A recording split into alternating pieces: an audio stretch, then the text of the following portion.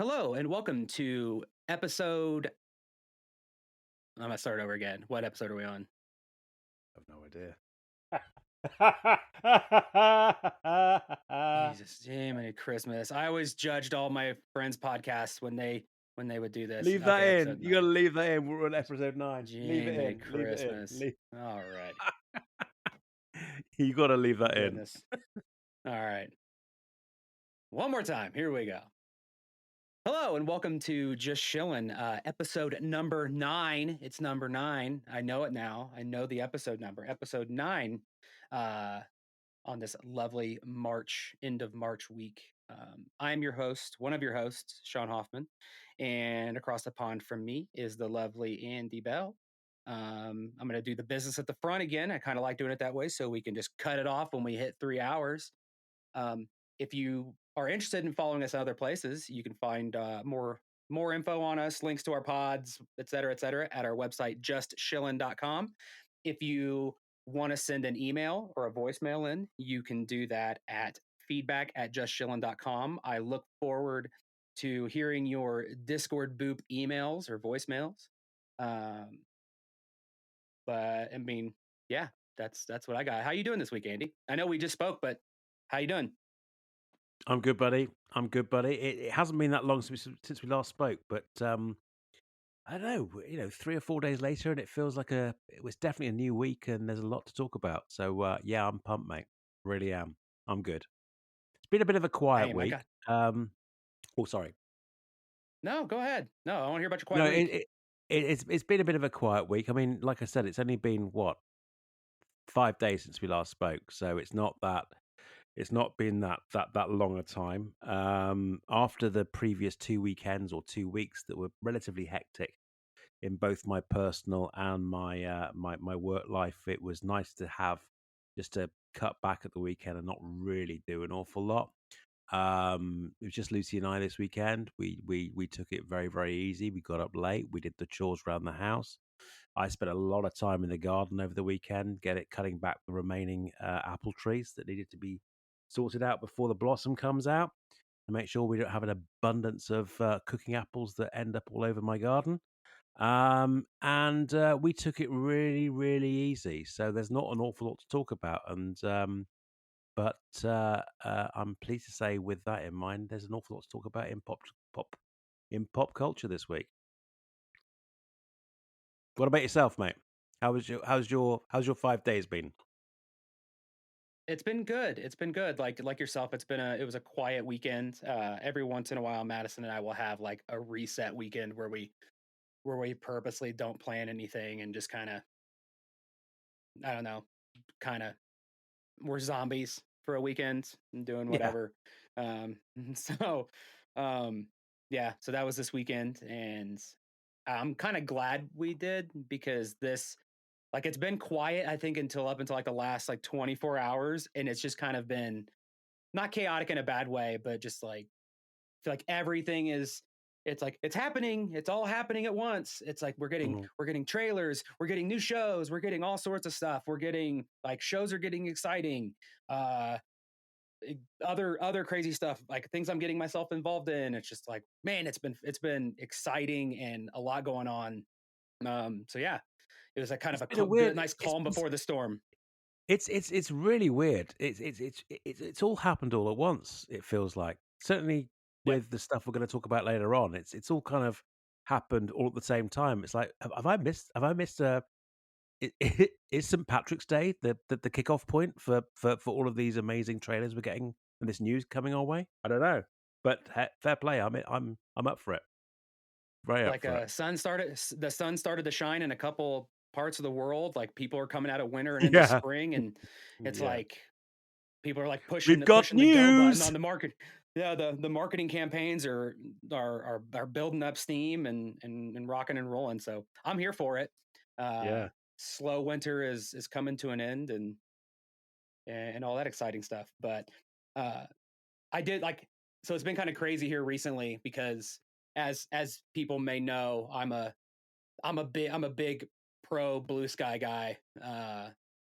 Like I'm single-handedly trying to pull all of my friends over there because I really don't like Twitter.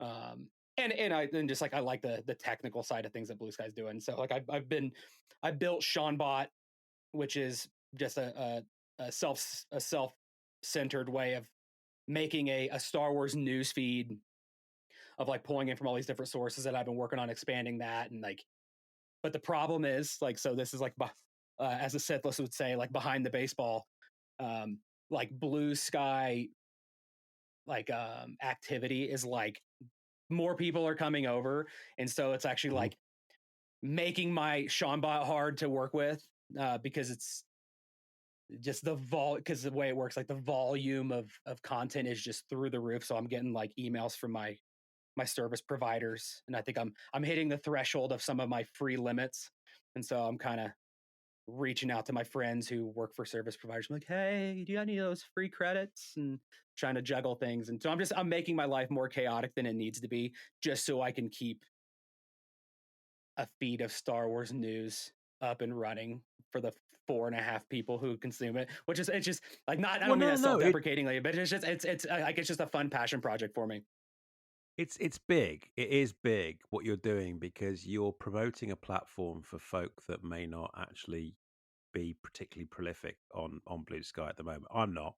I'm not. I mean, the agreement that you and I have got is that you cover Blue Sky. I'm on Blue Sky, but you cover Blue Sky, and I'll kind of with my many 60 followers that I have, I'll kind of promote us as best I can, um, as an old fart on X. But I don't. Do I necessarily like that platform? No, but I think we need to have a presence there because an awful lot of the folks that you and I engage with are still predominantly based on X, and yet Yeah, you kind of what I really appreciate about what you're doing for the community is that you're providing a platform for these folk that may not currently have jumped in wholeheartedly on it on Blue Sky. So I'm with you, brother. I mean, I think it'll be I think you're doing a massive service for these guys. And I know that this isn't scripted in any way. I genuinely think that a lot of people appreciate what you're doing for them.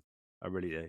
I appreciate you saying that. I wish I could say it was for the greater good, but it's the ADHD is real, and the hyper Well, I what's the know. I word? mean, you're an old school tech head, so I get it. So I get your fascination with the whole thing. It just so happens to be, the output from that is there's an awful lot of people that benefit from what you're doing. So, you know, take the kudos, man. Thank you, It's a good appreciate thing. that. Really is. The other thing that's happened in our combined world is, we got a nice shout out from our buddies over at High Potion, Pause and Steve. I mean, although they did try to sick their sycophants on us with with voicemails and emails, trying to bombard our podcast with Discord boops. But I mean, I think we are perfectly capable of handling that on our own over here. We do not need them to sick everybody on us. But you know, that's all I have to say Good about that. guys. Love those guys. No, If you aren't familiar with High Potion, you should check them out. they're good guys, and I still have to meet both of them face to face, and when I do, they'll get an awful lot of big old man love from me. But yeah, they've been really supportive, and I'm eternally grateful for what they do for us. So good guys, and I do recommend everyone listens to this week's or Monday's, sorry, episode because Sean appears quite prominently when it comes down to the when it comes down to uh, the emails and voicemails that are left by followers of the pod. I'll leave it as that, but it's quite funny. One for the road. There we One go. for the road. Anyways, let's roll into, if you don't have anything else, let's roll into news. What's new in the news for you? What's new in the news? That's a So, line. so there's a couple of things that I've picked up on this week. Again, only 5 days, and I think that between the two of us, I'm hoping we're covering everything that's come our way in news. There's a couple of rumors. Some of them are more credible than others. The first being that Henry Cavill is rumored as taking over the role of Wolverine in the MCU, whether it's part of some kind of multiverse or multiverse event that happens during Deadpool 3 or something else. I'm not sure, but they have that there is a rumor out there. I've heard some folk saying that the source, and I'm not going to go into the source because I really am ignorant when it comes down to who to follow and who is credible and who is not. I've heard some folks say the source that it comes from isn't particularly credible, or shall I say, they're a little bit random. They're a little bit more blunderbuss with their or scattergun approach when it comes down to their reporting. But hey, if that's the case, and Henry Cavill, I know proportionally talking, people are saying that he's too tall, he's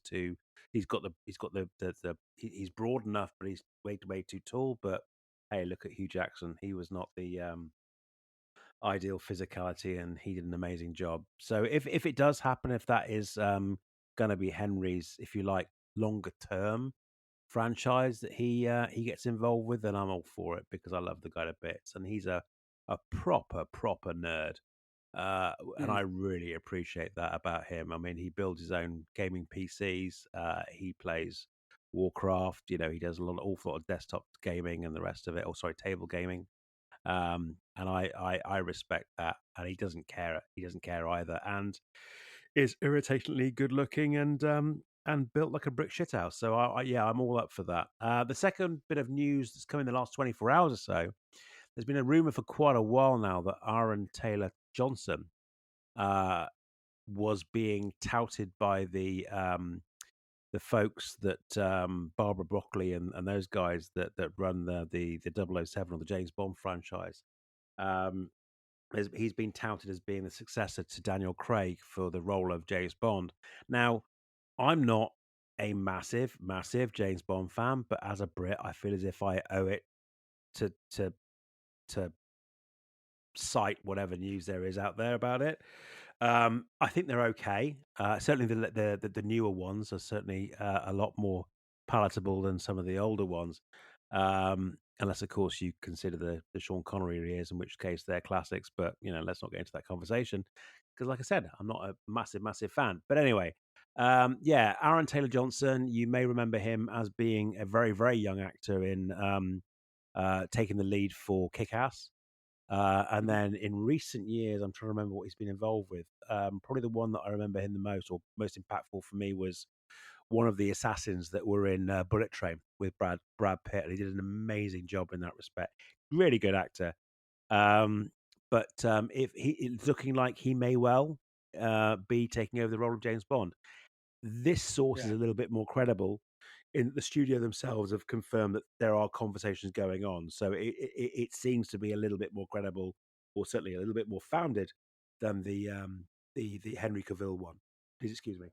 Yeah. I mean, I'm excited for this. I think like I'm not a huge fan of some of the past Bond films. Like some of them I mm, don't think aged well. I think there was like I talk about this with Madison a lot. I'm like, I think James Bond is a hard franchise to move forward with without kind of a revamp because a lot of the foundation of it that is the intrigue. Oh, I think a lot of it came from from technology and gadgets and spy work of the what like kind of the fantastical side of the spy work. But I think anymore, and I think they came across this with the Daniel Craig stuff, is like it's hard to kind of continue with that path when so much of the anything that they could come up with, somebody could argue today. It's like, well, we're not that far away from that, or like there's an idea that that could be conceptually real.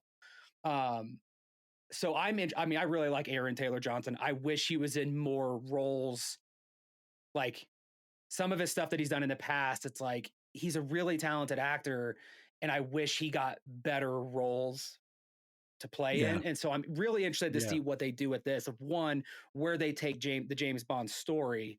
Like, is it going to be like the Daniel Craig stuff where they completely revamp it and it was able to like live on its own and be a thing? Are they going to bring it into the modern era? And I'd love to see what Aaron Taylor Johnson does with it. Um, I'm intrigued to see, to say the least. Well, the one good thing about the James Bond franchise, outside of the films themselves, the performances, the special effects, and where it goes, and so on, is the fact that they've broken the mold, or they broke the mold a long time ago, and as such has become kind of commonplace. Is that there doesn't have to be one actor It Mhm. doesn't. It doesn't. Canon doesn't exist with James Bond. There's no such thing as canon. Yeah. It just keeps reinventing itself, or it starts again, and it goes backwards and forwards in the timeline.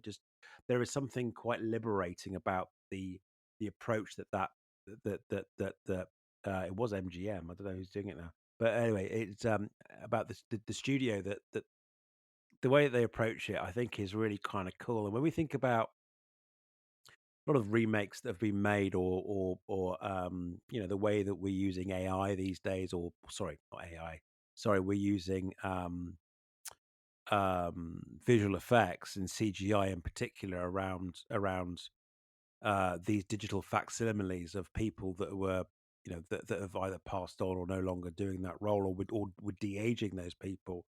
The way that Bond works is that they just find a new actor, which I think is really quite liberating and actually ensures the longevity of that particular franchise. And I think that for other franchises could probably learn a little bit from that as well, because Yeah. you know, You know the stakes. You know the stakes. You don't have to do well, I just think an origin story. It's just like you know who Bond is. He's a spy, and that's really all that matters. And then I just what think hijinks is he going to get into now? yeah, I just also think, I think you know where I'm coming from. I'm talking about our mutual love of Star Wars. And you Yeah, think yeah. about, they're never ever going to get it right. Everyone, there's going to be a faction or a bunch of folk that are unhappy with whatever is produced, and they're trying so hard to appeal to everyone that they end up pretty much failing by trying Well, I to think, appease absolutely everyone. And I just and think you're that spot on. You're I, you're I'm spot on with it. It's like, go ahead, go ahead. I was just going to finish off with saying I'm an old fart. I'm an old fart, and the OT is my Star Wars. I love the new stuff, but the OT is my original Star Wars. The idea of someone like, other than Mark Hamill, Harrison Ford, Carrie Fisher playing those roles is 5 years ago I would have probably thought you're crazy. There is these films and these people in particular are sacrosanct. But these days, I'm thinking, do you know what? If it takes the whole thing forward and it Mm. liberates us from these shackles, which are almost self-imposed by the fan base, in that in that we expect certain things, and therefore the studios are trying to respond to that, and ultimately someone's going to be disappointed. As I said, I just think it's going to be awful lot more liberating, and Um, anyway, we're back to Bond. I like I like the sound of this. It's something a little bit different. It would have been very, very easy to have find someone a little bit more rugged, a little bit more broken, like Daniel Craig, both in terms of physicality and both in terms of acting. But a very, very different actor on board. Let's see where he takes it, and it could be good fun. I mean, at the end of the day, James Bond itself is a generational thing, and if it means getting a younger actor, sorry, like Aaron to play the role, and if it brings a whole new bunch of younger people in to enjoy the franchise, then job done. They've done a really good job. So yeah, looking forward to it. The next Yeah, one sorry. was the Hold on. sorry. I'm gonna jump in real quick. I didn't mean to step on your toes a minute ago. But to your point, I think you're spot on with the Bond thing. I think a Mm, lesson that they could take for Bond, like from Bond and something like Star Wars, is if you when you do it, when you switch actors, the key is you have to at least commit for a bit. Like don't don't make a solo movie where you have a different actor play solo and then only make one.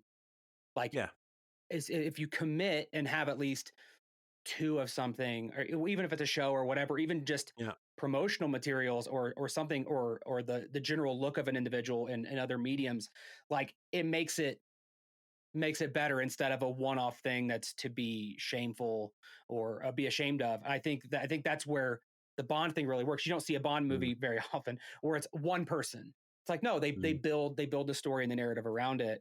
And to your point about the kind of catering to the fan base, it's like there is very much a like don't step on the good things that I'm passionate about. That seems to be really prevalent, not just in fandom and stuff these days. But it's like mm, I just urge people to like lean into an optimism. Like don't live in fear of things that you love being adjusted or trampled on, because I mean, you still Mm, have that. It exists. Don't worry about the things that are uh, intangible at the moment just because they may happen. It's like you're losing minutes of your life worrying about that kind of stuff. If you lean into optimism, it's like, hey, I'd love to, similar to what we talked about with the Rogue Squadron movie. It's like, I don't know what it's going to be, but it's easier for me to lean into the optimistic side of things, to say, I'm excited for it because it could be anything. It could be total shit. And then when that happens, I'll deal with it accordingly, and I just won't watch it again. And then I'll move on. mm. Like, life's too short for that, man. And I think some of the stuff you're saying was spell on. And once again, I didn't mean to jump in on your toes. I got a little excited. I was like, oh, I want to No, add no, to no, no, no, no, this. no, no, But no. This is what we do, man. I mean, if I mean, at the end of the day, we've got stuff to talk about, and if there's something to expand on, let's just do it. Um, I'm guessing we want to talk about something, a trailer's so the first thing I want to talk about is the Furiosa trailer. So the Furiosa trailer is the prequel to Mad Max. In fact, the original Mad Max, right, the Road Warrior. It's about the character that Charlize Theron, is that her name? Did I get her yeah, surname correct? yeah. Thank you. Played in Mad Max Fury Road, and it's her backstory. And it involves, and there is a film coming out very, very soon, and I'm really looking forward to it. I don't know if you saw it, but I don't want to spend too long on it. But it looks ace. It's a bit weird in that there's a different actress playing that role.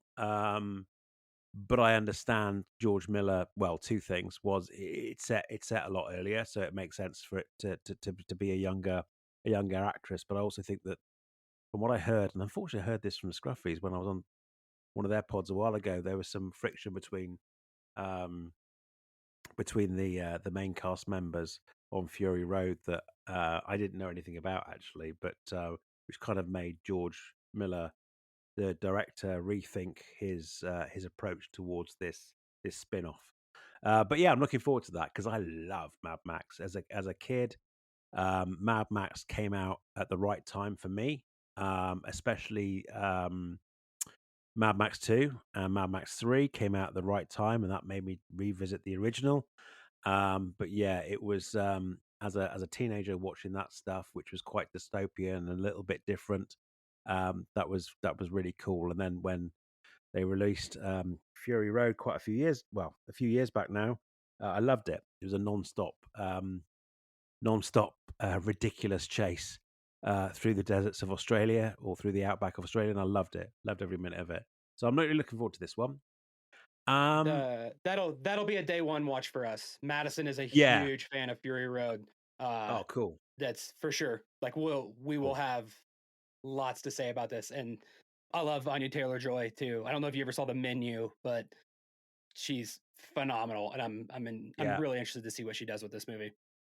Yeah, I didn't expect it to come out when it was coming out, and maybe I wasn't paying attention, but it's one of those things that a few of our friends, the Scruffies, Chris in particular, from the Scruffies, is equally as excited. So it's one of those events. It's going to turn into a bit of an event for us over in the UK, where we're going to try and meet up as best we can around that time and go and see it together and celebrate. So yeah, really looking forward to it.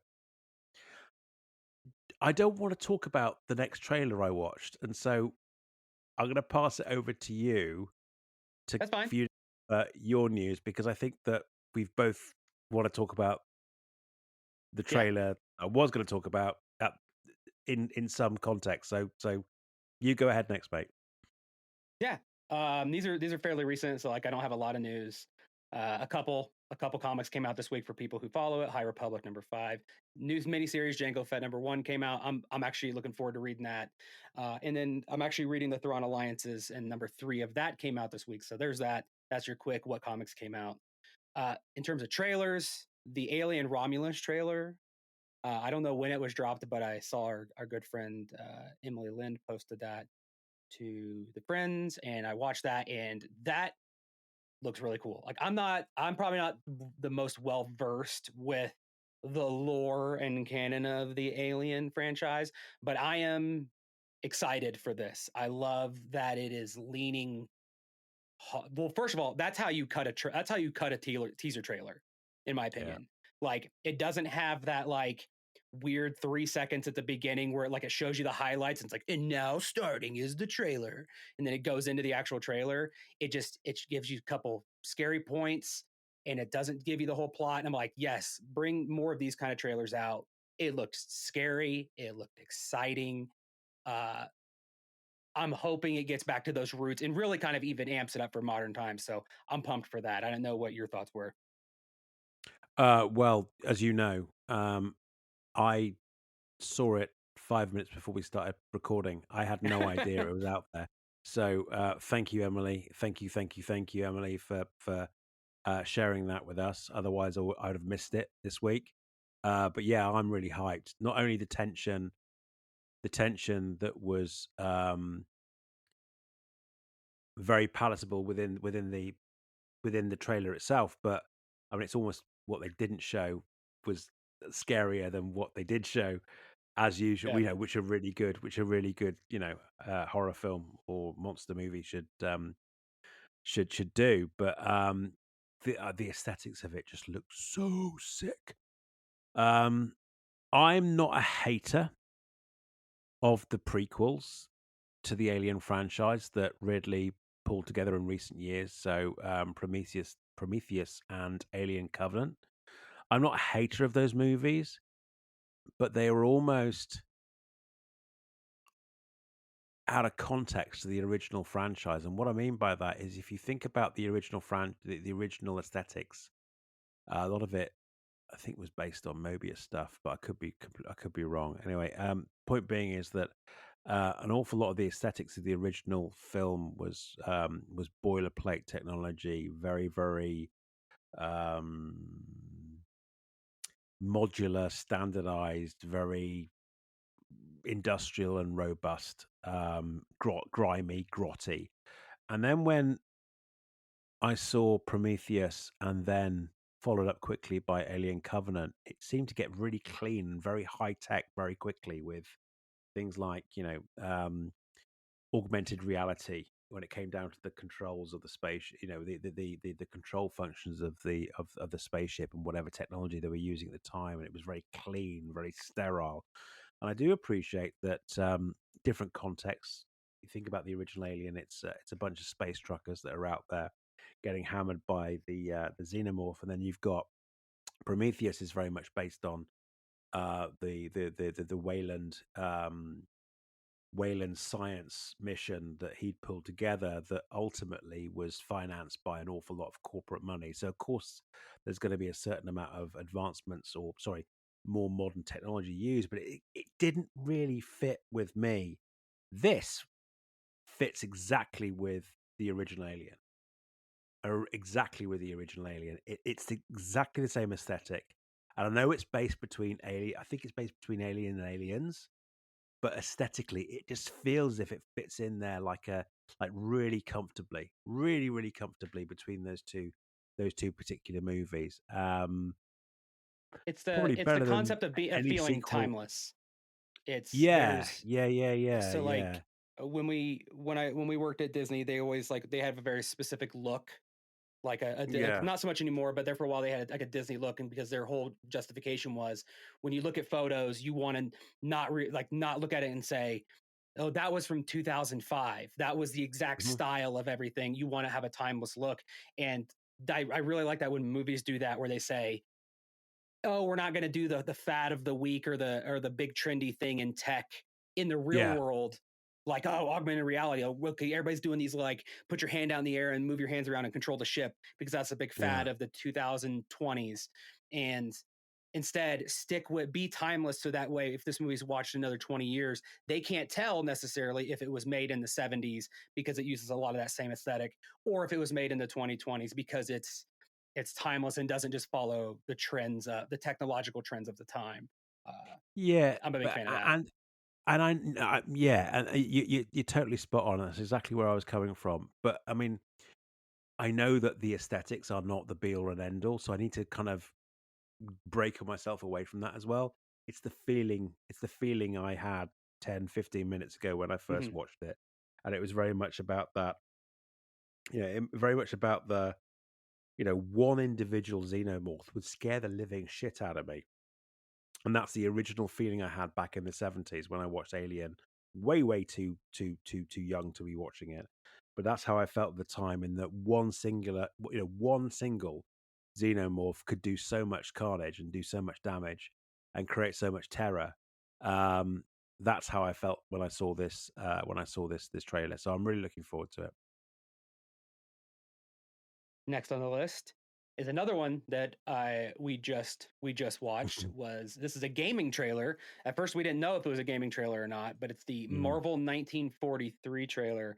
Um, I am not the most well versed in gaming, but this looks cool. I like the Marvel universe. I like what they're doing. I like how it's not like beholden to the canon. It's got Captain America. It's like based in 1943. Obviously, it's got Captain America. It's got the Black Panther of that time. It's got I can't remember the other two name, but um, it looks you kind of plays four characters. The story, the graphics looked amazing. I couldn't tell what was the different, like what was possibly cinematic, if there was any like gameplay footage in there or not. I mean, I don't care. I'm not a big I hardcore like what I don't know, engine is man. this, but Again, it I looked saw this cool. 4 minute. I saw this 4 minutes before we pressed record. So when you told me to check it out before we started recording, I genuinely, and it could well be because I'm working on split screen at the moment, but I genuinely thought we were looking at a movie. Um, so it may well be the size of the screen that I was watching it on, or indeed it may well be my failing eyesight of being such an old fart. But either way, honestly thought it was Wyatt Russell. As I said to you earlier on, I thought it was Wyatt Yeah, Russell, and I thought this is crazy. Wyatt Russell's playing Captain America back from the 40s, and then it clicked to me after a good 10, 15 seconds. It's a game. It's not live action. And again, it yeah. may well be my own eyesight and my own comprehension, but I thought it really sick, really really good.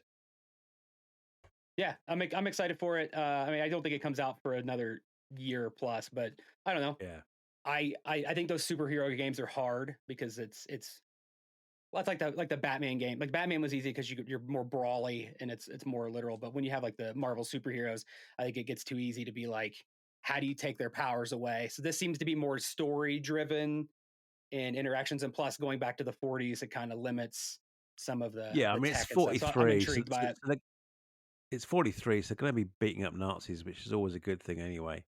Um, but I love that kind of take on on franchises. I love the idea of something fantastical in a historic environment. I've been talking Hmm. what's lyrical about uh, um, for all mankind for the last what 8 episodes, but yeah, no, I'm looking for this is my kind of game because it's a little bit quirky and there's that historical or that familiar element to it, albeit uh, with superheroes, which I think is kind of cool. Let's quit messing around and let's get to the trailer we actually everybody's actually interested in hearing about.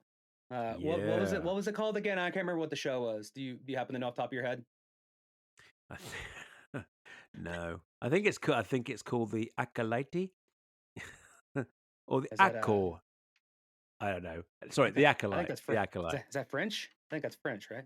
I have no idea, mate. I just try to be funny, and then Yeah. failed miserably. Yeah, The Acolyte. So the Acolyte trailer came out. Was it yesterday? Now can't remember. Yeah, yesterday came out yesterday. Looks exciting. Looks very very exciting. I'm as you know, um, I wouldn't say I'm looking forward to something new about Force users, the mythology of the Force.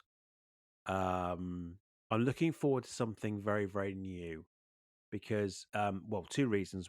Two reasons being, I'm, I've always been a fan of the secondary and tertiary characters that kind of make things happen. In the background, we talk about the Eddie Man or the Everyman story quite a lot in your and my chats.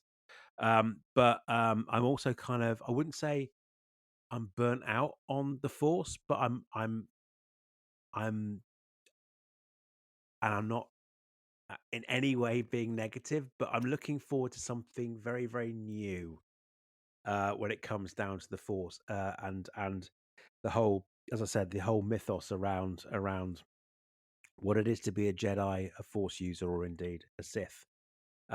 So I'm very, very intrigued about this. I don't know how you feel. I am very excited for this, Cool. for a multitude of reasons.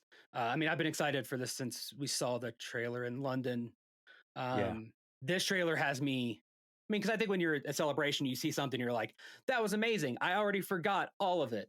Um, this was a different level because you could see it on your own screen. The first thing that stood out to me was just the depth of color and the the the saturation. That's the word I'm looking for. Like the saturation throughout that trailer was like there's Yeah. so many deep and dark colors and everything's so colorful. And it's like I'm excited to see because I know it's kind of tied into the High Republic stuff. And I'm like, I want to see this era and just like the universe in a different place than like I love the dark and dingy and used and weathered Star Wars universe. That's like my main thing I love about it. So I'm not anti that, but I'm also interested to see what they do in some place new. Um, like you, I tend to steer be more Mm. intrigued by the content that I could see myself being put into. Like I'm an everyday person. Like what are the things I struggle? What are the Yeah. things I feel? And I definitely love those feelings there. And so there's always an element of like, oh great, more Jedi, and oh there's a billion Jedi, which is cool. I'm a fan, but I'm also on the side of like I feel like this isn't necessarily going to be Force related mysticism, which is maybe what I'm kind of less excited about. But I feel like it's just going to have a lot of Force users, and from what the looks of it is, it looks like there's going to be a lot of Jedi dying, um, Yeah.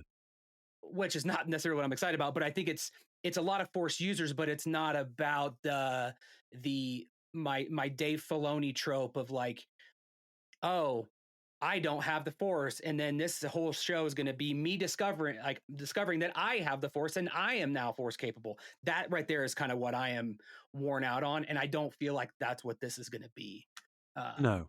This I feel like this is going to be more kind of like the other shows that we watch, where it's more about the cunning, what's in the shadows, who's the trickery of who's actually the bad person and the good people, and what's the back and forth, but just happens to be with at the height of Force powers or Force users, and there just happens to be a lot of Jedi floating around. So that I'm very excited for. I'm excited to see a new cast. I love Manny Jacinto from The Good Place and a bunch of other stuff. Exciting to see him in Yeah. it. Um, it's cool. I'm just the poster's cool, the trailer's cool, the cast is cool. What's interesting is obviously, I mean, two things I thought of was the very, very beginning of the ad was excuse me, the very beginning of the ad. I just got massive Phantom Menace nostalgia, and I'm Mm, not talking about the entire trailer. I'm talking about the first 5 6 seconds where the Jedi Master is talking, and he's talking to his Padawans, or the Padawan lesson that he's teaching. mm, And it's not necessarily what he says. It's not necessarily how he says it. It's not necessarily that it's clearly in the Jedi Temple on Coruscant. It's not, but for some reason, those first 4 or 5 seconds, all I could hear was Samuel L. Jackson saying, "So you believe the prophecy of you believe this is this is the prophecy of whatever. You believe it's this boy." And I just got that vibe with that first 5 or 6 seconds, which I thought, wow, that really hit me. And then it goes into other stuff as well. And you're right, it's a lot cleaner. It's a lot. I mean, it's very, very. I mean, hence the reason why it also reflects with the Phantom Menace as well. The other for me, the other thing that I thought was really interesting as well was that I'm thinking about it to myself again. I'm blaming Samuel L. Jackson or Mace Windu or the Council in general. They believe that the Sith have been defeated for many, many, many, many years, millennia. I think is what is what they say. And the point being is that to your point, it's not a known threat, which I believe, and I'm really ashamed to say I have not jumped into the High Republic as much as I would like to. Um, it's a me thing, not a Yeah. quality of content thing. But the point I'm trying to make is that I believe that the Nile, who is the enemy, certainly in stage one or act one of the High Republic, is a known threat. It's a known threat. It's an entity that it threatens the galaxy at large, but mainly the Jedi. Whereas in this trailer, it's very very hush hush, secret kind of ninja style assassinations going on, which Hmm. would make sense on the understanding that if this is the start of the Sith rising again prior to Plagueis, or including Plagueis, I guess, but prior to Plagueis and Palpatine, then it makes sense that it's all undercover. And that part I find really, really fascinating. And that will placate or satisfy what I was saying about a different take on the Force, a different take on the Yeah. on that. There was a way back in the days of the Legends books, which at the time was called the EU, which was the EU. There was a Darth Maul book that came out. I don't know if it was Saboteur. Anyway, the point being is that before before the Phantom Menace, and before the Sith revealed themselves again um, to the Jedi, Darth Maul was being used by Palpatine as an assassin, just going out and doing the occasional job as part of his training, going out and doing Yeah. the Yeah. occasional job. And so I see this very much like that. And that will be sick because, again, like I said, and I'm sorry if I'm repeating myself, but that would give a very, very different take on what we've had up until now of either, these amazing individuals that become the chosen one, or they become individual Jedi's of note, or there are tens of thousands of Jedi versus tens of thousands of Sith. This idea of subterfuge and under the radar type of sneaky going on with the Sith before it's ready to reveal themselves would be absolutely sick and very, very satisfying. Sorry, I went off on one. No, I think that's what I'm excited about too. I think one of the things that I'm hoping it doesn't do, like, since it's 100 years, supposed to take place 100 years before the Phantom Menace. Yeah. I'm hoping it's not a literal, hey, here's Plagueis. Like, I would love it to kind of stand on its, like, I'm hoping that it's like it's this thing that can stand on its own and be everything you just said, where it's like it is the connective tissue from the High Republic into kind of the Phantom Menace kind of prequel era.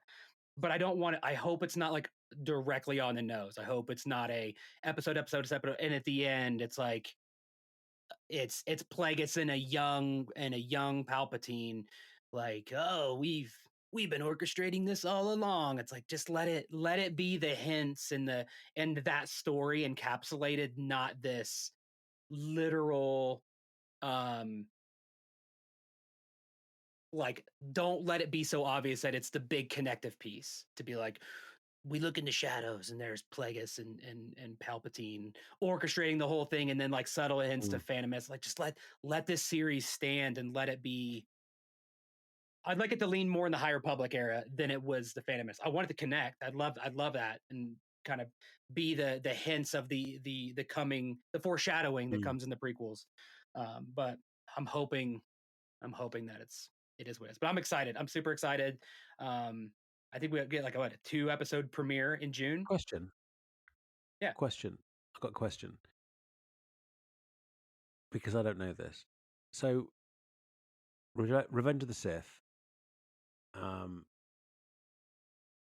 Sheev talks to Anakin about the tragedy of Darth Plagueis the Wise. Darth Plagueis was able to extend life, or bring people back from the dead, and so on and so forth.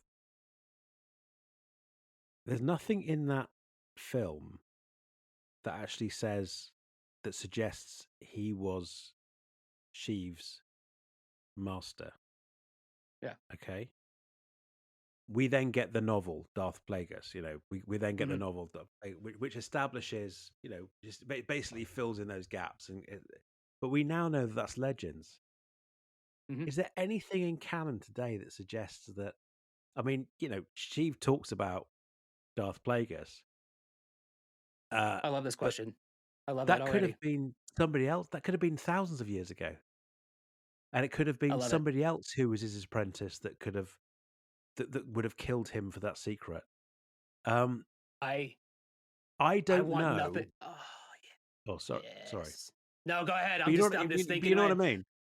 Yeah. I don't know if there's anything we've assumed. Well, I've certainly assumed that Plagueis was Sheev's master because that's what I was told Yep. in Legends canon. But Legends canon doesn't exist anymore. And so I love it. what's saying that, well, Sheev might have the story of, like I said, and I'm sorry if I'm repeating myself, Sheev may have the story of Darth Plagueis, but that could be like the way that I could recall the story of, I don't know, Moses Robin Hood. or Yeah. exactly. Yeah. It's It's like I it's didn't know the guy, but I know the story. yeah, exactly, Mhm. exactly. So I don't. I mean, I'm sure there's someone smarter, wiser, and certainly more learned I than me mean, that can explain that that I'm completely wrong in this respect. But or at least if I'm not wrong, that at least this is the reference point you need to look at in new canon that suggests that that confirms that Plagueis was indeed Sheev's master.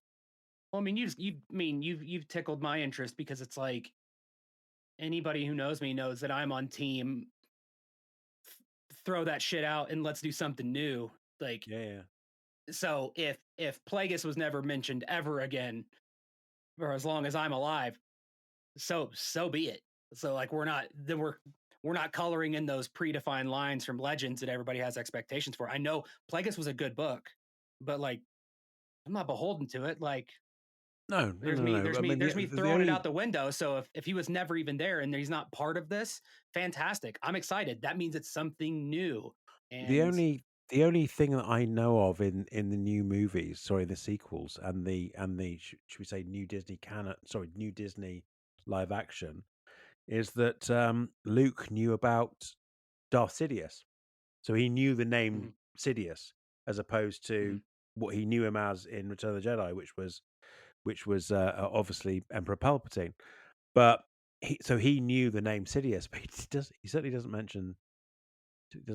I'm sure that, like I said, I'm sure someone, Tom, for example, King Tom, for example, will say, "Well, actually, you're an idiot, and this is where you can find this reference." But if it's not Well, on the silver screen, this will be if our it's not in live misinformation for the action, episode.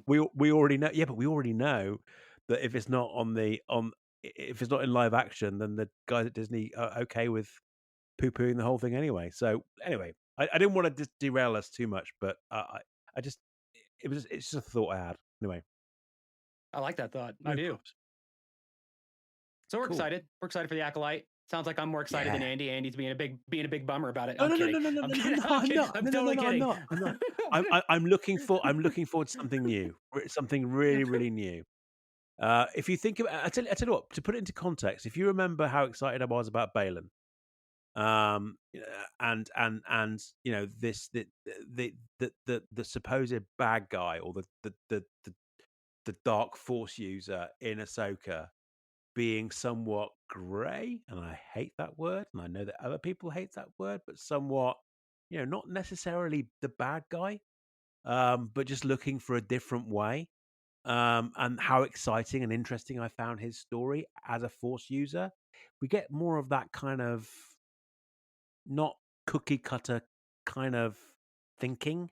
and execution Mhm. around the Force, I'll be well happy. Really will be. So on that note, let's give the people what they want. What is the current status of the Baylan Skoll hot toy? Has it been purchased or no? No, it hasn't. It Not yet. hasn't. Not It yet. hasn't been. Not at the moment, because at the moment, Okay. you know why? Because at the moment, I'm struggling to find inexpensive cosplay because you're also putting me under pressure to do cosplay at Japan.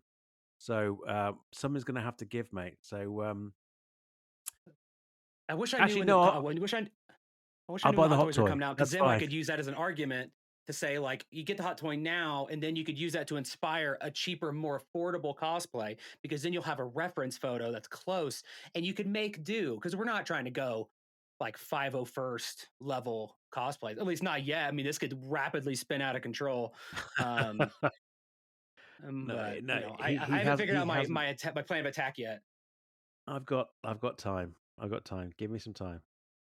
Listen, I do not have. You know, I'm a Chewy guy, and I do not have a hot toy Chewy. So the idea that I'm ignoring my boy and going straight to Baylan it's hard for me to is a bitter pill for me to swallow. So anyway, on But that just think, point, save your money for the new Chewbacca Wookie from the Acolyte. Think of he's got that buzzed haircut thing in the back going. Just think of all the like blocked merchandise that they're gonna sell, like a Black Series with like you just save your money for that. We don't need I a Chewbacca hot toy yet. tell you what, he does look pretty cool. I'm loving the ponytail. Right, let's move on before I break my bank. What are you watching, dude? I mean, it's only been a couple days. Haven't watched a whole lot. I'll skim through some of these. Madison recently read the No Country for Old Men book. I don't really know why. So, therefore, last night, she wanted to watch the movie because she's never seen it. We watched it. Great I'm film. still in the camp after. So, I hate that film. I think it is Oh, really? so dumb. Yeah, it is. I won't spend a ton of time on it. I don't get it. I'm dumb. It's I don't know. It's just like is it just the violence? Is it the story? I don't know. I think it's really well acted. I don't know. Whatever. Send me an email or voicemail if you have an argument for that one, but I'm gonna right on whip right past that. She thought it was dumb too. I watched Shogun episode 5. I won't talk about it because you haven't watched it yet, and Yeah, so I'm sorry, dude. maybe That's bank a my couple. fault. It's Yeah. okay. I'll just scratch that one off the list. No, no. I did start watching X-Men 97. I have been trying to watch the old X-Men cartoons from way back in the day. And maybe it's because I like, time is precious and whatever. I just couldn't, I could like, no, I'm just going to hope they do a recap for X-Men 97. And they kind of did. And the first couple episodes that they released too, they kind of recap everything. They're like, hey, Xavier's dead, and here's all the characters. We're going to kind of lightly introduce them, and here's their differences. It's kind of cool. It's interesting. It's I don't know if you remember me talking about that Pokemon show that's on Netflix, like Pokemon Yeah. Concierge. It kind of reminds me of that. It's like I don't know who the audience is Yeah. because it's definitely 97 animation. Like they've updated the characters to be more modern looking and kind of have their variations. But I'm like, is it for kids? Is it for adults? Because it kind of plays in I both worlds really weirdly, but it's all right. I felt the same way about He-Man Revelation, Mm, on Netflix when it came out, and it's, I actually like it. I did yeah, not. I was He-Man came out from where I was too old for a He-Man. So He-Man came out, if you think about, the early mid 80s, by which time I kind of was still obsessive about Star Wars, albeit I was in my teens now. So it was kind of like He-Man was a little bit younger for me, and I didn't really get on. And quite frankly, if you look at regardless of all the nostalgia out there, watch a couple of the old He-Man cartoons. They don't hold up so well. Anyway, my point being is that the idea when Kevin Smith came out with his reboot, I watched it and it was really really good. It was yeah. liberating because there's an awful lot of there's a stuff that there's a lot of flat that he took around the diversity that he introduced with underrepresented characters from the original series. but it was actually quite a good story as well. It was really, really good. But Well, hell, then it I had a thought, story. It who? wasn't a Yeah, toy commercial. exactly. Rather than the lesson of the week. Yeah, yeah, yeah. Don't do drugs, kids. um, with Orko, the flying pink, the flying pink wizard dude. Anyway, yeah, no, it was. But I feel the same way. It was. I kept thinking to myself, this is great for me, but I'm not. I shouldn't be the target demographic for this. So yeah, I'm with you, and I haven't watched any of the new X-Men. But yeah, I remember going back, coming back from school, switching the TV on. Yeah, X-Men was there. It was great. It served a purpose at the time. Going back to that, it doesn't. It's not good viewing. Or sorry, the it's original rough. ones, It, it's not rough. great, not great Yeah. viewing. Yeah, yeah, yeah. So again, does this have legs? Don't know, but fair play. So I think that's the thing about it that I'm my final takeaway for it right now, because there's only 2 episodes, is if I put my overthinking hat on, it does feel like a decision, and I try not to go down the rabbit hole too much on it, of like, for something like this, why are they releasing it weekly? Like, it's just like, Yeah, are they going to try to tie it into something bigger? Like, it's not prestige television. I mean, neither's Bad Batch, but that has the weight of Star Wars behind it. yeah, yeah, yeah. And I do feel like the Bad Batch is kind of catered to it's catered to an all audiences a little bit better than I think maybe the first 2 episodes that's are. I'm not saying it's bad. In no way, shape, or form am I saying it's bad, but like, there seems to be decisions with it that are like, why did they okay, they did a 2 episode premiere. Like, they're trying to follow a similar formula, but Maybe I don't they're see how it maybe they're fits. It's maybe there's a like some sort of surreal or extremely intricate plan that the marketing folk that have a lot bigger brains than I have are trying to find a way or a segue for X-Men to enter the MCU. They're trying to start this journey of really tapping into folks' nostalgia about how they felt about what was perceived as the good X-Men, which of course was the cartoon, less so much the Bryan Singer stuff. yeah. Yeah, yeah, yeah, So the Bryan Singer that's stuff. So my theory, is maybe, that they're yeah, tying it all together, because it does lead in with the Marvel animation logo front, it's like a Marvel yeah, animation, and so I'm like, okay, is yeah, this they kind of hinted at it and stuff with the Marvels, like with uh the universe split that Rambo went into, and I'm like, is that gonna, like, are they literally gonna make X-Men 97 like a ramp up point to kind of give us more X-Men content in lead up to it becoming in the MCU, which is wild if you ask me, yeah, and I'm here for it. I think it's gonna be cool. yeah, I'd love to see a live action Jubilee. Uh, but I will say, they did not get rid of any of the ridiculous, like, tropes of like Gambit speaking with like a Cajun accent, and some of the yeah, other, like, just other stuff. It's funny how much it's the same, but it's also different. And yeah, I'm not yeah, gonna yeah. spend all episode on it. It's like, it is No, what no, it is. I probably won't watch it weekly, but I'll probably binge it when it's all done. yeah, but if, like, to your point, if it becomes a segue to something greater and bigger, then all good, all good. Cool. Anything else, What have you been mate? watching? Nope, that's it for Oh, me. okay. So, um, still watching Shogun. I thought I was caught up until you sent me a message earlier on today, and I realized there's an episode that I've missed. So thanks for that. Still watching Dick Turpin, the comedy or the parody on Apple TV at the moment. It is actually quite funny, but then again, it's very, very, like I said, it's very, very surreal alternative British humor. So you may or may not like that, but it's right up my alley. Scrubs, Battlestar Galactica, rinse and repeat as and when they're available. Finished Master of the Air, so finished last night, my friend. Thank you very much for that Nice. recommendation. Thoroughly enjoyed it.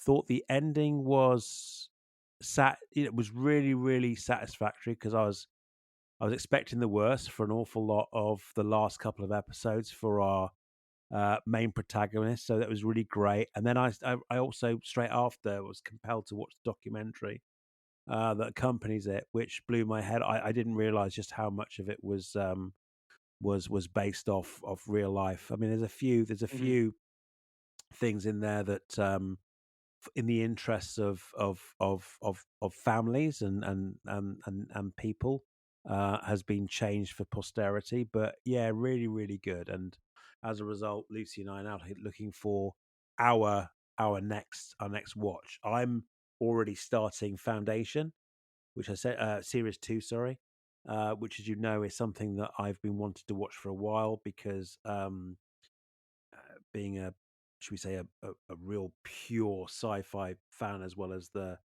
more mainstream stuff like the pure stuff in terms of like Dune and Isaac Asimov Foundation and so on and so forth. That I really enjoy that kind of stuff. So I've started watching that in my own time. And Lucy and I need to find out what is our next watch, and I think it's going to be Severance, based on your recommendation, mate. So we Yes. should start that in the next couple of days. I watched the two other things I've been watching. The first thing is we are starting to go through our own journey through the Oscar list, the Oscar nominations, and we watched Poor Things when we got back from our trip away last week. And Lucy enjoyed it. Lucy enjoyed it. I thought it was extremely well acted. I thought it was the the design aesthetic and the way it was shot was beautiful. Um, I'm okay not to go back, if I'm perfectly honest with you, and I'm not being Yeah. critical. There's many, many things I Yeah. liked Yeah. about it, but it reminded me of an art house movie when I was a lot younger and I was a kid. I got to a particular time in my adolescence or my youth where I was really into these art house movies and really into reading an awful lot of really philosophical stuff and it Mhm. was which had many many facets to it, and the way that you interpreted that particular medium of art, being it book, being it art, or being it film, and things like Eraserhead, for example. David Lynch Eraserhead and all that kind of stuff. It was surreal stuff, and I loved it. I lapped it all up, and I'm kind of a little bit beyond that because I don't use my brain anymore. And I felt that with Poor Things, like, as I said, many many positives, really really beautifully shot, extremely well acted. I mean, Emma deserved everything she got from in terms of the Oscar. But I've seen it now, and I'm happy with it. I'm I'm I'm okay to move on to the next It's one. not a That it's makes not a sense. pop it in and let's watch it again kind of movie. Like No, I'm in no, no, that no. same camp It's of like it was. I'm glad I watched it, but it's not a oh man, let's yeah, rewind and roll that one again. yeah, I think yeah, it's yeah, yeah, yeah. I think It's that's it's fair.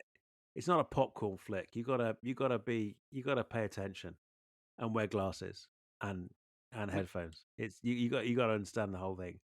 And then lastly, I think I said to you that the week that we were on with the Scruffies, so the week before last, um, there's a guy, or it might even be last week. There's It was there's some last week when we guys were talking that about the auctions. Yeah, yeah. yeah, yeah, yeah, yeah. There's some guys that I follow.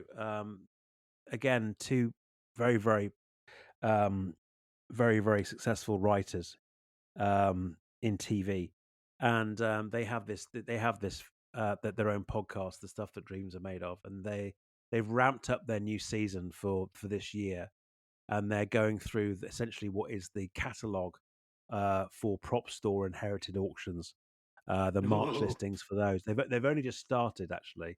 So if you think of every year as being a new season for them, and I think they're in season 7 now. Anyway, point being is that they're now back. They're now podcasting a day again, and they're actually podcasting pretty much every week at the moment, and they're going through that. So I'm listening to the stuff is really catching their eye, that they're interested in buying, and mate, some of the prices, it's just again, it's like it's a different world. It's a different Oh yeah. world. Money is no option, no object. They've got no problem, you know, chucking 20 or 30 grand at a particular prop, and that will be loose change for them. I mean, as I said, I think it's David that got the X-wing a while ago, and that's well over a couple of million for essentially what is a I don't know a 40, 50 inch prop that was used in a film. It's I would it just I would like to throw a I find correction it out. fascinating. So go on. Yeah. I would like to throw a correction out from last week, so I finally have a correction. I would like to apologize to Heritage Auctions for bad mouthing them. You know, if they ever want to sponsor us, that'd be fantastic. I don't think you I did. encourage every. At the very beginning, I was like, "Don't sign up for them because you'll start getting emails and be tempted, and yada yada Listen, yada." do yourself a favor and listen to these two guys because they actually are sponsored by Heritage, and they're That's always wild. giving them shit. They're always giving them shit because they know Heritage know these guys spend a lot of money with them. So don't worry Oh, for about it, mate. sure. There is a pro tip out there. So to jump into the modeling thing really quick, or like anybody who cares about that kind of stuff, if you do sign up for them, they will start mailing you those booklets, and they are a fantastic reference because they'll take a billion photos of like that X-wing. I still have that catalog where they were Yeah, showing they had a million pages dedicated thing from taken all over the place. It's like the best reference photos that you can get yeah. around, and so that's a little Well, fun pro tip there. I mean the actual the auction books. What are they called? Not prospectus. What are they called? The The little the brochure things, yeah whatever they're the called. brochures. I mean they're like they're as they're as thick as a Bible. They're thick as hell. I mean they are and they're quite coveted. They're actually quite Yeah. coveted. I mean these are $50 a piece if you wanted to buy them if you weren't on their mailing list and you want to get one. They're $50 a piece. So it's certainly nothing to be sniffed at. I mean their reference material must be amazing. But yeah, it's Yeah. what was it? Sorry. Yes, David. David that bought the David that bought the X-wing. They're funny guys. They really are. That's it for me, mate. We've gone over a little bit, I'm afraid. Sorry about There's nothing good. There's no going over. that. So I think we're good. I think there's some good news. I mean, we've had a lot come out, so I think we've done good on time considering all that's been dropped in the last couple days. Um, Yeah, should yeah. we roll into Let's roll the in. the Let's to roll in. the Bad Batch? Actually, before we do that, I just want to let the guys. I mean, there are a. I just want to let the listeners, uh, which we appreciate, know that we've got quite a lot of plans actually for this podcast. Not only have we got a bunch of subjects that Sean and I want to talk about that we want to resurrect after the Bad Batch season is over, but also we may well have a few guests coming up in the near future as well, which we're relatively excited about. In fact, very excited about, but don't want to overcommit ourselves until it actually happens. But yeah, We're so no, excited that we haven't even asked these people to be on yet, and so we haven't had our dreams crushed yet. So we're like we're at the top. We're top of the moon. We have big plans. So if we ask you, don't say no because you'll break our hearts and ruin our dreams. So let's go into it, dude. all right, yeah. So this this episode is episode 8 of the final season, titled "Bad Territory." Um, do you want me to go over my high level first, or do you want to do high level first? Well, yeah, yeah. No. You go over your high level because I'm trying to bring my notes up at the moment. All right. So my quick notes were, I know I'm on team. Let's complain about the lighting as well. Yeah. But I will say this week was better for me, at least. I mean there were some dark scenes, but I think they were intended to be dark. Um, but the lighting was improved. I really liked the swamp bayou aesthetic that they went with. Mm. on that planet. There's just something about it that just felt so refreshing to me. I mean, that's the wrong word for the look, but it's like it just felt so different. I'm like, I love that they were on like an airboat going through the swamps with the mangroves and like the Mm. yellows and the colors. I don't know. I just thought it was really like a really neat episode, even though I'm sure there's people out there who are like, oh, I didn't progress anything, but who cares? I loved it. It was cool. Um, the I really I've kind of had this theory in the back of my head and like something that I wanted from Star Wars that kind of goes on this like I wish they would have like I get the nature of a bounty hunter like but sometimes they just make them out to be too big of dicks. Like they're all out working for all these big scores, but they never show them like using it. And it's like, and I think they Yeah. really did that with Finnick this time of like, oh, I'm out for all this money. It's like, and to what end? Like, I don't know. Show them in an episode like just like living lavishly, like throwing all their money away at a casino or taking a vacation because it's like what is it all for? Like I'd love to have a story that talks about that. Mm. Um, the other high level note is Saurus, that praying mantis thing, whatever that thing was, uh, badass. Like it took what 4 shots to knock that thing out at the end, like the thing they were hunting. Uh, the like I've never So seen anything take that many. I think he's a Verpine or a Verpine, which way back to the original, to the original A New Hope, and also the holiday special.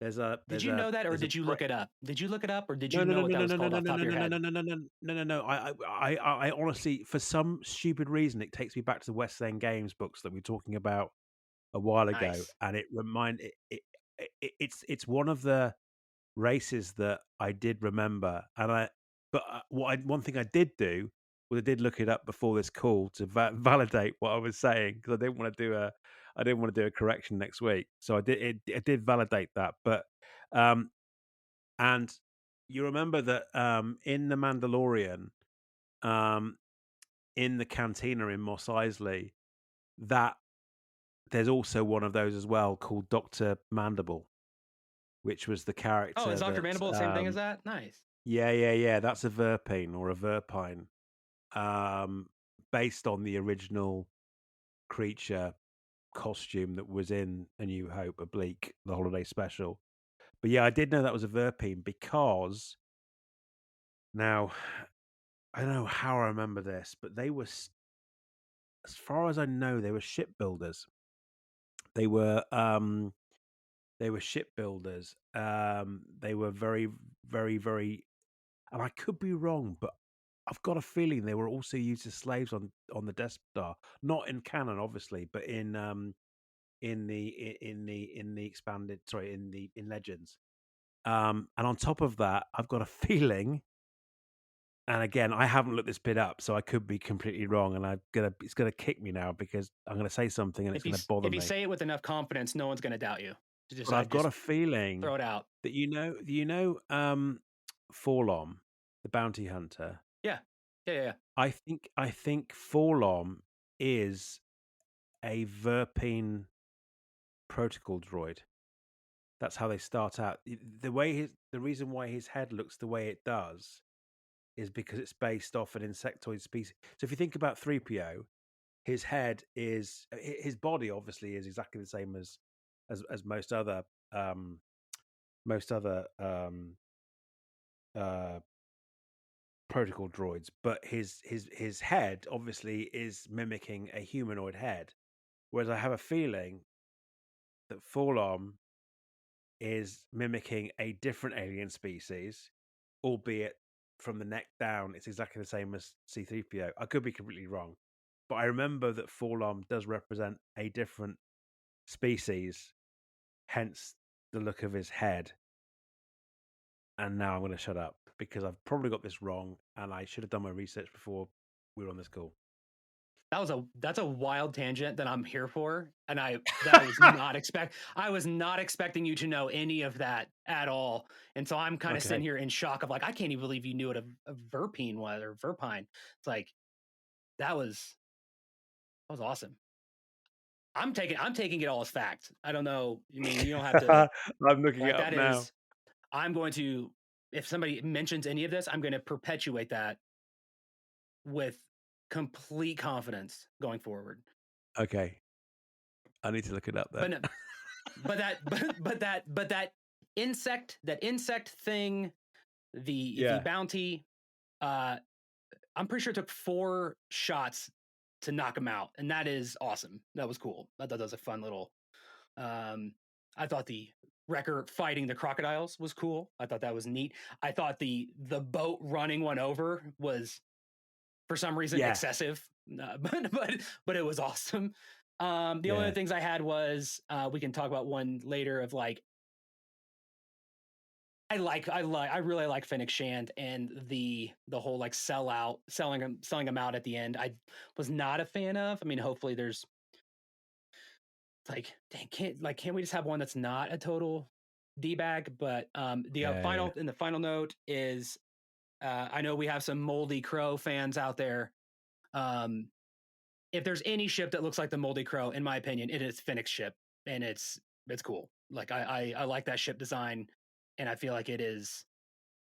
It has to be. It has to have been modeled after the Moldy Crow. Like No, no, pull them it's up too, side by pull them up side by it's side. it's too fat. It's too fat. It's too chunky. But you know, I'll give my view on this. I've already got off at tangent, so I'm going to shut up for a little bit. You're gonna I have a correction next week because of that. Just you wait. I know, I know, I know. I'm trying to look it up now as we're talking. Anyway, no worries, no worries. No, I think that I mean for me the ship it's a cool looking ship, but it reminds me of a again. God, here we go. I think the cockpit looks like a quad jumper. So if you look at the cockpit of the quad jumper that we originally saw in Force Awakens, and then we saw again in Andor. It looks like that kind of very, very exposed cockpit. But the body looks like an upside down. Oh, what's it called? It's a crate gunship. Mm. So a crate gunship was a vessel that, or a bunch of vessels that were part of the original Star Wars Galaxies game. And it was, I think they're made by Mandalorians, but anyway, it looks very much like in my mind, an upside down crate gunship. Looks Mandalore-esque. Um, yeah, the Moldy Crow is a lot sleeker, in my mind than that. But you know, each to their own and everything. But yeah, I thought it was a sick ship though. I loved it. Absolutely loved it. What were your other high level thoughts? That's all I had. That's all I had on my side. Well, I've always got these random bullet points that I just write down in real time. So I'll just go through them. So bad territory, good start. So I got the title. So that was a good start. Nice. Bounty hunters. Number 2, Fennec Shand. Number 3, Starfleet space dock. So when they where they go to where the boys go look like 2 Starfleet space docks. If you don't know if you remember, Yeah. they look like 2 of them squashed together along the central core there, which you know, Yep. which was look great, look sick. Um, oh God, this goes to show how my brain works. And honestly, I really shouldn't be on a podcast. There's a siren that goes off at in the space dock. Sorry, in the space station when they're there. There's a siren goes off, and it's a police siren. It's and I'm sure it's a soundbite from Blade Runner. I could be completely wrong, but it sounds like the soundbite of the spinners of the police Mm. spinners from Blade Runner, and I could be completely wrong, but there's a soundbite there that I really picked up on. I've written here Fennec ship park quad jumper park crate ship from Star Wars Galaxy. There you go. They're also written Space Florida. Am I right in saying that that's kind of quite swampy and It can't. Yeah. There's like the Everglades and stuff like that. Yeah. I had it pinned more in like the Louisiana Bayou, but yeah, it's all. okay, okay. But you're Space spot on. alligators. Space alligators were cool. Thought that was great. Yeah. And then my last, I mean, you can see it here. My last, I'll zoom in if you need me to. Verpine, like Dr. Mandible. And that was the last of the notes I made. Was it, again, it was great to see Fennec. It was brilliant to see her. Um, again, it was progressive. Bit, it was a bit, it left it a little bit of a, I wouldn't say a cliffhanger, but I felt a bit, I mean, I personally felt deflated. And I'm sure the boys did as well. I felt a bit personally deflated that Fennec kind of bullshitted them at the end. Yeah, it Um, felt like there was no point. There was no point. Like I think that's my point about like the bounty hunters. Like I think there's times where they just make them jerks for no reason. yeah, yeah, Like there's yeah. never like they live to a code, but then it's like, but then they don't, and it's like I said this thing, and now I'm going to But, completely rat you out. but It's it's like what the hell's going but it's all on? but also, I mean, bearing in mind that Hunter and Wrecker should be the most, two of the toughest hombres in the galaxy at this moment in time, and they just keep getting shafted and look like chumps at the end of it, where they've been shafted by this bounty hunter who said, "Oh well, I know I said I'd give you the information, but I don't have the information, but I'll find it for you. Trust me, I'll get back to you later." Fade to black. It was like, hmm. And I'm sure it'll come round. I'm sure the story will progress. We'll get an answer relatively quickly next week. But I was just a bit. Oh, that was a bit of a It unsatisfying felt. ending. I didn't feel I agree. particularly well fed. If you know what I mean? It felt like it's a means to an end. It's like, well, we need to have uh Asajj come to them and surprise Yeah, them instead of the other way yeah, around. Because like last week I was talking about how I think she's a hermit somewhere, but no, but it does sound like she's a bounty hunter for whatever reason, like maybe hunting down M count people, and which to your point last week of like that feels kind of like an unsatisfying resolution to the book, yeah, and kind of all that was gained through that, and it's like oh, so you're just kind of a jerk now. And so yeah, they need to do the power flip so she comes and finds them. But I think it could have been handled without like in a way like throwing Finnick her character completely under the bus as like a means to an end. Because now it's yeah, like, dude, Finnick kind of sucks, like in some ways, like especially because we like it'd be one thing if it was like a bunch of jerk people, like if it was other like shady individuals, but like the dudes from the Bad Batch are just like they're as straightforward as it comes. It's like we have information we're willing to pay, and they're like, "Hey, I'm gonna just screw you over." And even though for whatever reason, yeah, so it felt like misplaced, just for the yeah. sake of like I mean, whatever. don't get me wrong. It did progress the story, but it didn't. Unlike previous weeks, which other folk may well have said, "Oh, there wasn't an awful lot going on." There was an end result at the end of the episode. There was an end result. There was Yeah, a reason for the episode, and this, I'm sure, is paving the way for more encounters with Fennec further down the line. But we're on episode 8. Is it 8 eight. now? Yeah, yeah. Yeah. Or yeah, it was eight.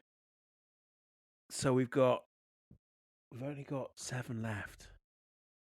Um. And they've got to Yeah, I don't make think we'll it see back to Finnick again. Cantis. I think that They've was got to solely for the purpose of getting Asajj to show up next week. Like I feel like that fine, was the fine. sole. I don't think But we're gonna then see Finnick ever again. but then again, I also feel with I feel with Fennec in certainly in Mandalorian for obvious reasons. That she has a code. She has, Hmm. she's one of the honorable ones, unlike some of the shysters that we might have seen, like Dengar and Bosk and some of the other bounty hunters. She seems to follow a particular code. She keeps talking to the Bad Batch about trusting her, Hmm. about trust. And then the minute she gets in a cockpit, she's calling someone and saying, "Hey, these two guys are looking for you," or "These two guys are asking around. I thought you might be interested. I'll send you the details." It's like, well, so what is it? Is she a shyster like the rest of the scum and villainy, sorry, or does she have a code, and is she a little bit more? I don't know. It was fine. It was absolutely fine, and I really enjoyed it. And many parts of it I really really did enjoy. I just perhaps had more expectations of unrealistic expectations of Fennec. Bearing in mind her prowess or her Yeah. impact on the Mandalorian and now Book of Boba Fett. Um, but hey, we'll see. It may well be someone that may well be someone completely different. I don't know that she's reaching out to. No idea. And I think that's my thing too. It's like I enjoyed the episode. I thought it was fine, but I Mhm. think it's just those like those that last interaction where it just kind of like it makes it feels like it negates like because I really like Fennec's character and Mm. it just felt like they used her as a means to an end. It's like why did it even need to be Fennec? Like there didn't Well, this is need to it. be This is it. it's like it didn't need Yeah. to This. be her. It could have been anybody, but like, oh, we had to get those comments about Omega in because it made it seem like it was going to go somewhere of like, oh, it must be really important to you. It's like, okay, this is going to have a payoff, but it didn't. It all just Yeah. kind of like went away. It's like you just tried to get a cameo in with a character. It's like it could have just been Ryder Azadi. It could have been some other no name. It could have just been whatever. It could have been that lizard lady from the bar owner. Like it could have been anything. It didn't need to be this. What do Especially you reckon's since happened? she needed their What do, help yeah. to get the guy, and then she was like rubbing it in their faces, like you just saw what they did. Like it's 2-on-1. Like you clearly weren't capable enough to take on that one by yourself, and like it took all three of you to do Yeah. it. So like they're capable. Why would you be like? It's kind of like it kind of felt like a slime ball move where they're like, okay, I got my hand on the door. I'm going to say this thing and push the Yeah. button and immediately fly away before you Yeah. can do Yeah. Yeah. anything about it. It just didn't seem. It seemed really out of character, but it was a good And episode. I do. And don't get me wrong. I do think that you know Wrecker and Hunter have amazing abilities, but how inept are the other bounty hunters that never returned? If so many bounty hunters have been to pick him up before and they've never returned, how inept are they? If I mean, we never saw Well, if any of they're them. We never saw any dead bodies or anything, did we? It's anyway. well, the Sorry, crocodiles eat them. They I'm nitpicking. I am nitpicking. well, if you turn the brightness up, you'll see that there was a bunch of blown up boats. So I assume that they got Oh, blown up okay, by the mines in the mangroves, and then got the it. crocodiles eat them. And it's like, well, yeah, I mean, I'm less Is that impressed is by that for bounty real? hunters because Is that for real? is what for real the The blown boats. up boats? Yeah. I thought that's what I mean. It was a dark episode, but I thought that's what it was when they pulled up and saw the mines. Oh, I thought right. they were Okay. like I thought there was wreckage, but it could have just been Oh, dark crap. for all I know. Okay. Um, Okay. No, no, no, no. I didn't see that. I didn't see that. Okay. so Cool. yeah, it makes me question the competence of bounty hunters too. It's like, oh, are they all just jerks who operate alone and so they all get killed? But then it's like, oh, if you actually like team up with somebody else, like it's actually pretty easy to go hunt these bounties. Yeah. But then you just throw them under the bus. But I don't want to beat that dead horse. There was one note I had that I for some reason blazed right over. It's something that I really really liked about this episode, that um, the whole Crosshair's hands arc and how Yeah. they gave it to us in that episode, so it made it feel less like less wasted, where it's like, oh, it's not physical. Like they kind of skimmed through a lot of it. They're like, it's not physical, maybe it's in your mind, and his native Yeah. reaction Yeah. to be like, it's not my mind, blah, blah, blah, blah, blah. And then it Yeah. all capstones with the meditation scene. I would have really liked it personally. Like I'm a big fan of meditation, mindfulness, all that kind of stuff. I would have Mhm. loved it if they didn't show the sunset and like sitting on a cliff, and it's this big serene thing. It's like just I wish they would have just let it be the two of them Yeah. meditating and being in that moment. But then it's like then they kind of I get why. It's like it's a beautiful scene, and then they kind of turned it into like the Last Jedi with like, and it's a sunset, la, and it's like like it was so powerful already, and like that was beautiful, but like I like that that's where they went. That's where they're taking it. It's like, oh, it's like I'm always a big fan of mental health and like what they do to you. Yeah. Nothing happened to me. It's like let's let's do this. So I thought that was cool. I like that that element. Well, it's like I said last week. I mean, she saved him. She has saved him, and Yeah, it's and she still is saving him. And I think that's awesome. Great callback to the Wookiees as well. I learnt this with yeah. I've forgotten the guy's You went name, to but you know what I mean. Kashyyyk. It's like, yeah, I went to Yeah, Kashyyyk. yeah, You've yeah. been gone. Yeah, that was really, really cool. I thought that was awesome. I mean, for such a young, supposedly a young girl, she's extremely wise. Um, and like I said, I mean, I still think there's big things coming for Crosshair. I really do. I think he's gonna turn into quite the leader. But that's my He's gonna. that's which is my speculation. I mean, He's a million% gonna be the saving shot to something. Like Yeah. he is gonna have a need, and he is gonna.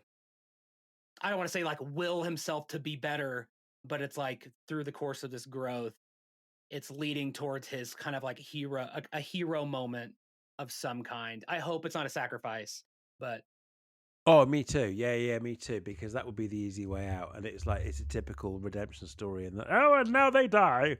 no. We don't want that. But I do think that, especially bearing in mind the screen time this week was very much focused on Hunter and Wrecker, and yet the powerful stuff still sits with Crosshair week on week. Week on week, Mhm. it's sitting with him. It's definitely his series at the moment, which I think is a good thing, especially when we, addressing some genuine stuff there with him. So it's great. I'm great. What do you think is going to happen from here? Because, like I said, I'm not hating on this week, and life's too short for me to hate on anything, to be honest with you. But I would never would hate on this anyway. But I felt unfulfilled in that I didn't perhaps see. I saw a promise of progression. I didn't see the progression that I've seen in every other episode before now. The promise of progression, obviously, being that Fennec is promising to come back with the goods. What do you think is going to happen from here, mate? So it's looking into the crystal ball a little bit, kind of cheating because like next Yeah. week's episode is called The Harbinger. So, holla, Asajj is back. Asajj is here. Um, I think I'd put money on that one, and I'm not a gambler. Um, so I think it's similar to what I said last week. I think Asajj coming and explaining what is going on, um, giving everybody a sense of um, criticality, a seriousness to what needs to be done, which will, and probably look at like my prediction is that they need, in order to protect Omega, they need to not just free the clones, but they need to destroy the evidence of her connection to the midichlorians, et cetera, et cetera. There's a couple extra episodes in there, so like episode 10 is Identity Crisis. So that makes me I have this inkling in the back of my mind that is I don't think that Crosshair is completely in the clear with the allies yet. Mm, I feel like there is going to be something that is going to happen that is going to make people concerned again about his loyalty. Um, Not that I think he mm. is not loyal, but I think like it all kind of stems from that the assassin who is like, oh, they don't know who you really are, yada yada yada, and he kind of gets nervous and he's like, and Yeah. he seems to know a lot. Yeah. So you mean the clo? I mean, maybe not so much with the Bad Batch, but I agree with the extended clones. I mean, if they do a lot more with Rex and Echo, for example, I think you're right. I think you're right. There's already some distrust there anyway because they're not as, I don't know, close to Crosshair. But I'm noticing next week is another single, and then we've got April the 3rd as we have a double. So I'm wondering if next week we get the conclusion The Asajj stuff in the of, midichlorian, like well, the M count yeah, arc. yeah, yeah, yeah. But then again, why wouldn't they have done a double this week? Anyway, as they did with Insurgent Extraction, whatever it's called. Because we got to get to May 4th. We got to get it all the way up into I to guess the May 4th I guess. announcements. And then you got April the 3rd. You got 2. So, which begs the question: is that when they go back into Tantus, or is that too early? I think Tantus is the end. I think it's those last 4 episodes: Juggernaut, Into the Breach, Flash Strike, and Cavalry has arrived. I think that is right. Get everybody together. We all start attacking. Waves come. People surprise and help and join, and buttoning everything up. I feel like the Asajj is next week, and then the doubles is going to be some mid arc that's going to help contribute to either uh, a Crosshair, or maybe, hopefully not. I don't know. I mean, I don't know where I stand anymore, but it's like, or could it be a tech, a tech thing of good God, if it's assassin, if a tech is an assassin and he's just completely brainwashed, that'd be weird. That'd be a weird vibe of like tech with his mannerisms being an assassin. So, but it is. Although they did let that shadow trooper, or whatever you want to call it, the assassin, they let him live. A, they stunned him, and B, survived. They purposely went out of their way to show that he survived the fall over the waterfall. So there's something about that person that's going to come back at some point. Anywho, we shall see. There are theories out there since we spoke about this. Have you heard about this? So there are theories that while you and I may well have talked about that being tech, somehow brainwashed and assimilated as an assassin. There's quite a few folk that think that might be. Come on, my God, it might be Cody. Thank you. Might be Cody.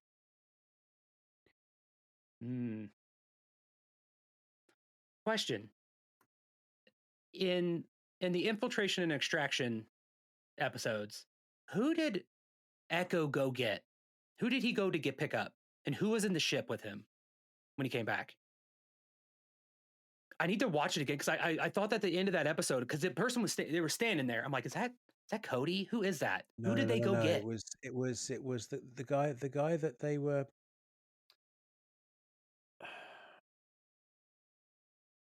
We do research before we record. No, we don't. That's why we're using Google right now. I don't know, mate. I don't know. It wasn't Hauser, was it? I thought they were already there. I don't know. I don't know, mate. We're on. No idea. We're on it. I don't know. It'll be a surprise to us either way. I know. No matter who it is. Yeah. I don't know. I don't think we know what Cody's story is, which is the reason why there's a lot of speculation out there, because obviously you've got Rex, and then obviously the yin to Rex's yang is Cody. What's his story? What happened to him? I believe that he was starting to see that the Empire wasn't right in previous seasons, but he's still with the Empire. So what's that all about? But maybe we might be overthinking it. I don't know. But he was very, very prominent, don't forget, in the Clone Wars, which is the reason why a lot of people are asking where he is. We shall see. It's like, what would the payoff be, though? Like, if it is Cody, like what value would that bring? I don't know. I mean, I'm assuming it's almost like the reckoning between Crosshair and the Bad Batch. That there needs to be something similar between Rex and Cody, because they were so tight. One was looking after, one obviously was the commander for the commander for Obi-Wan. The other one was the commander or captain for Anakin. So, and because those two fought so closely together, clearly those divisional leads also fought so closely together as well, and there was a bond there. So Do unless you they don't want to tell that think? story, unless that's for a future animation. Like I know I know we're looking as to what the conclusion of this story is going to be, but and in turn, do we think this is going to be the conclusion of the clone story? It might not be. It may well not be. I mean, we spoke about it again with the Scruffy Boys. Um, there is some time now between now and when we next see Rex, Gregor, and Wolf. What happens between them? Is this the way that the animated series is going to go? It's going to continue the line of the Clone Wars, of the clones, albeit in a different subject matter. Let's go back to Rex and Cody. Don't know, mate. I mean, I would like to actually see something different, but Yeah, maybe yeah, this isn't the end of the clones. Don't know. I would like to see something different though. I really would. I'd like to see a agreed. smugglers animation or something. Animation about smugglers and um, the underworld and all that kind Do of something stuff. High Republic with the Nile and like the Yeah, yeah, yeah. what are they called? Not the is it the unknown or the unseen? Whatever they called, whatever their name's like. Just the aesthetic of the Nile would be cool in animation. I think would be Mm, just like how gritty and stuff they are. I think that'd be and just all the weird ways like the hyperspace jumping and stuff like that mm. that they do and Starlight Beacon and all that. Like animate some of those books or even stories around those stories would be real like a really neat aesthetic. I think it'd be cool. But I'll take whatever they give me. Yes, please. We need to get Rick on. Really, he can teach me about you Rick, can you please summarize the last 14 High Republic books for us? Because in full detail, give me all of the critical parts, none of the cruft, and you know how to reach me. that was good, man. I Yeah, think I think we've pretty much hammered the Bad Batch to death this week. Looking forward to next week though. Like I said, let's have a little bit of progression. Let's see let's see the movement back towards Mount Tantus. Let's save the clones. Let's see the clone rebellion. That'll be yes. fun. Let's see some massage. Let's see some massage, and let's. I need some sass in my life. Yeah. So Yeah, is that I'm with it? you there, I mate. think we're good. I think we're good. I think we are. I think we are. We've done pretty well. Done pretty well. Lots to be excited about. Really, Yes, sir. a lot of. I mean, it's approaching 10 my time, so I may come over as a little bit tired. But good God, the last couple of days, the news that's come out of the media and pop culture at the moment is awesome. 2024 is going to be a good year. I think people are hearing our excitement crash over the last couple of days of exciting things. I think you can hear our like the dopamine just draining out of us. Like, man, it's been an exciting couple of days. I am exhausted now. Is so I can get excited again. Yeah. Till the next one. Well, Yes, thank you, sir. buddy. Do you want to take us out? I can do that. Thanks again, everybody. It's been fun. Thanks for listening. Send us voicemails or emails or not. But thank you, Andy. Thank you, buddy. Take care, guys. Love you. Bye bye. Bye.